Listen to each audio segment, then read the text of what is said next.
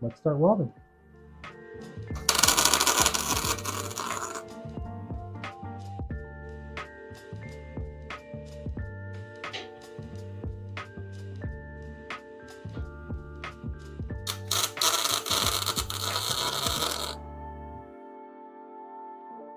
Alright, so now that that's tacked in, what I'll do is I will remove the fake shock. This way I can actually weld on it pretty comfortably.